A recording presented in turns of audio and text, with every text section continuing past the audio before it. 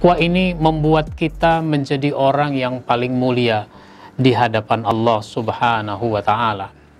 Semua kita sudah hafal penggalan ayat Inna akramakum indallahi atqakum. Sesungguhnya yang paling mulia di antara kamu di sisi Allah adalah yang paling takwa.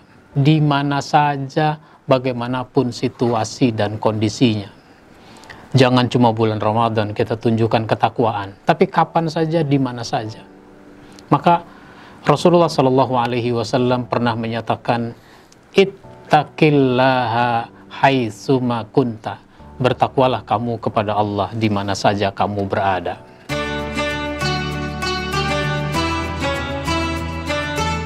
Assalamualaikum warahmatullahi wabarakatuh. Alhamdulillah wassalatu wassalamu ala Rasulillah nabiyina Muhammadin wa ala alihi wa ashabihi wa mawala wa la hawla wa la quwata illa billah, amma ba'd. Saudaraku kaum muslimin yang dimuliakan Allah Subhanahu wa Ta'ala, dalam kajian tentang akhlak kepada Allah Subhanahu wa Ta'ala sudah kita bahas pada episode yang lalu. Ada 3 akhlak kepada Allah Subhanahu wa Ta'ala. Yang pertama adalah percaya. Kita percaya kepada Allah. Yang kedua adalah husnuzzan, berbaik sangka kepada Allah. Dan yang ketiga adalah cinta dan ridho kepada Allah Subhanahu wa Ta'ala. Pada kesempatan ini akan kita bahas lanjutannya, yang keempat. Akhlak kepada Allah itu adalah takwa. Takwa itu artinya memelihara diri. Memelihara diri dari siksa Allah Subhanahu wa Ta'ala. Caranya, laksanakan perintah dan tinggalkan apa yang dilarang oleh Allah Subhanahu wa Ta'ala. Takwa ini membuat kita menjadi orang yang paling mulia di hadapan Allah Subhanahu wa Ta'ala.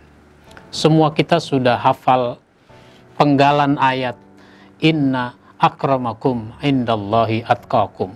Sesungguhnya yang paling mulia di antara kamu di sisi Allah adalah yang paling takwa. Ayat ini dulu turun karena ada seorang sahabat namanya Bilal bin Rabah. Bilal itu kita tahu warna kulitnya hitam, asal dari Afrika, bekas budak. Tapi dia kedudukannya sangat mulia di hadapan Allah Subhanahu wa Ta'ala. Ketika terjadi Futuh Mekah, Bilal itu naik ke atas Ka'bah. Dari atas Ka'bah dia mengumandangkan azan.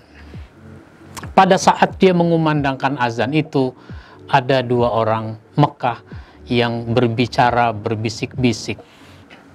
Kalau bahasa kita, si item lulu yang azan, nggak ada yang lain apa? Yang satu nimpali, iya. Apa kalau yang lain akan dimurkai Allah? Nabi tidak dengar apa yang mereka bicarakan karena mereka juga bicara bisik-bisik. Tetapi Allah Subhanahu wa Ta'ala maha mendengar.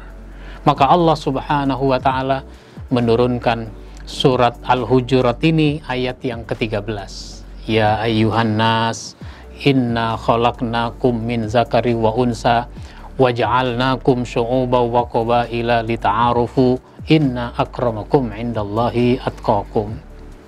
Hai manusia, kami ciptakan kamu terdiri dari laki-laki dan wanita, bersuku-suku, berbangsa-bangsa, biar supaya kamu saling kenal mengenal. Nah, kalau kamu sudah saling kenal mengenal, maka nanti kamu akan berkesimpulan inna akramakum indallahi atqakum. Sesungguhnya yang paling mulia di sisi Allah adalah yang paling bertakwa.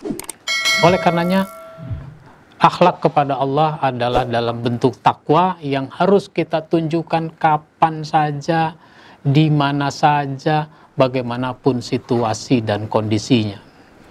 Jangan cuma bulan Ramadan kita tunjukkan ketakwaan, tapi kapan saja, di mana saja. Maka Rasulullah SAW pernah menyatakan, ittaqillaha haitsuma kunta. Bertakwalah kamu kepada Allah di mana saja kamu berada.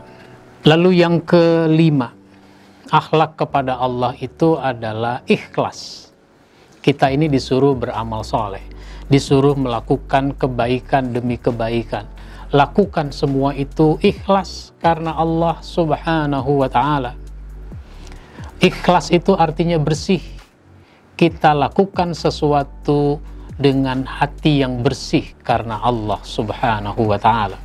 Jangan sampai kita melakukan kebaikan tapi tidak ada nilai di hadapan Allah karena yang kita lakukan itu tidak karena Allah. Dengan kata lain, ada unsur riya. Maka di dalam surat Al-Kahfi ayat 110, Allah Subhanahu wa ta'ala menyebutkan, "Faman kana yarju liqa'a rabbih falyamal 'amalan shalihan wa la yusyrik bi'ibadati rabbih ahada." Barang siapa mengharap perjumpaan dengan Tuhannya, hendaklah dia beramal amal yang soleh.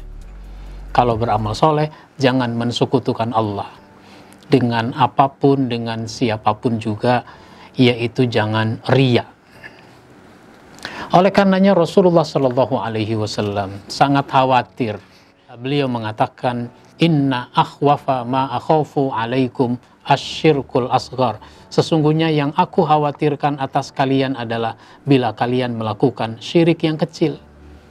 Beliau tidak khawatir kemungkinan kita melakukan syirik yang besar, yaitu menuhankan selain Allah. Kenapa? Rasanya nggak mungkin. Tapi kalau melakukan syirik yang kecil mungkin. Apa itu? Sahabat bertanya, "Wa masyirkul asghar ya Rasulullah?" Kata beliau, "Ar-riya," yaitu riya, mengharap pujian manusia dari apa yang kita lakukan. Orang memuji itu urusan mereka, tapi kita tidak mencari pujian orang.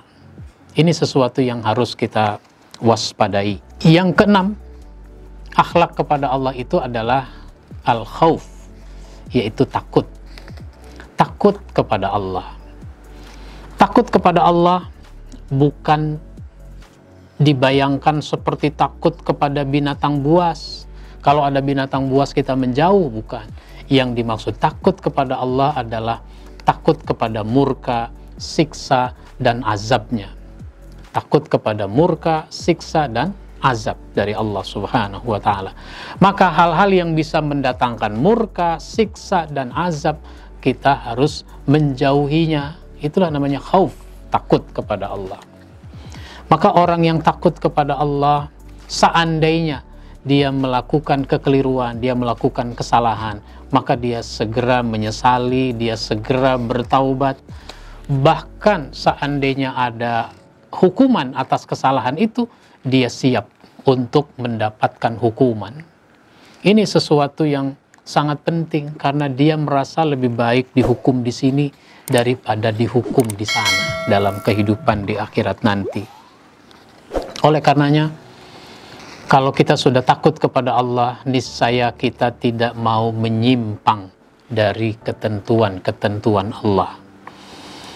Dan ini membuat kita menjadi semakin hati-hati di dalam menjalani kehidupan agar tidak salah jalan, tidak salah dalam melakukan sesuatu. Nah, inilah akhlak kepada Allah yang kita lanjutkan. Insya Allah masih ada pembahasan lagi, akan kita lanjutkan pada episode berikutnya. Mudah-mudahan bermanfaat dan mohon maaf bila ada hal yang kurang berkenan. Wabillahi taufiq wal hidayah. Wassalamualaikum warahmatullahi wabarakatuh.